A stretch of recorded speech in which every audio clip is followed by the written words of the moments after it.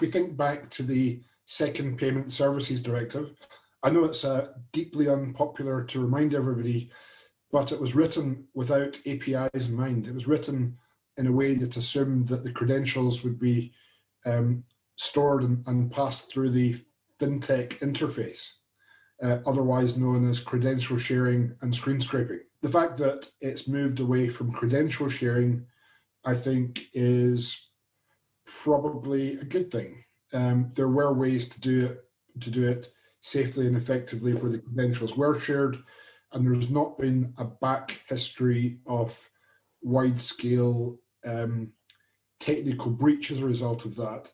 But I do think the more modern approach is better and can be handled more efficiently. If we're assuming every payment journey that wants to use open banking, PSD2, APIs, call it what you will, is a remote one, that's not necessarily going to be true. There's going to be a whole variety of types of journey. It could be that you load open banking onto a piece of plastic. It could be that you want to use open banking in a restaurant when you're paying for a meal, or you're going through a turnstile at an airport or something. So there's a whole variety of different methods where the current consent flows could be innovated on.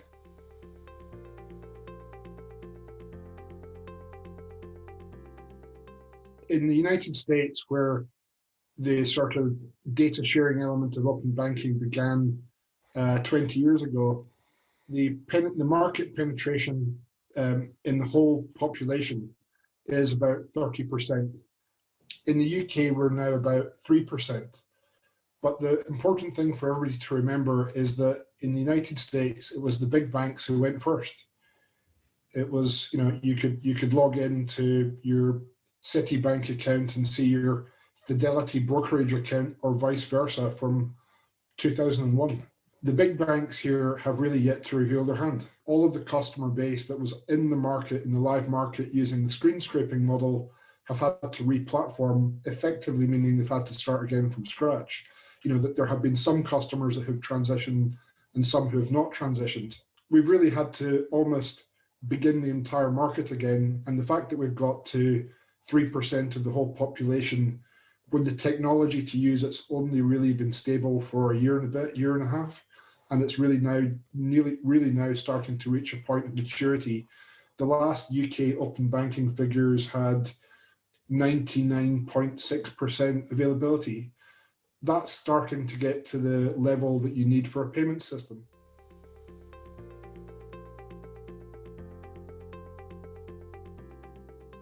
I mentioned earlier 3% of the UK population now using open banking. Well, that would be 6% had it not been for the 90-day issue. The levels of attrition that are sustained by the fintechs who are having to live with this at the moment is simply unsustainable. And many of them have been preparing to go out of business. So whilst they've been funneling marketing money and great innovation in at the front end, you simply cannot keep the customer re-authenticating if every week or two, if they've got many accounts attached, they have to go all around the houses and try to remember to connect and reconnect every bank over and over again. It's not a fair amount of friction for the TPPs, and it leads to a poor customer experience.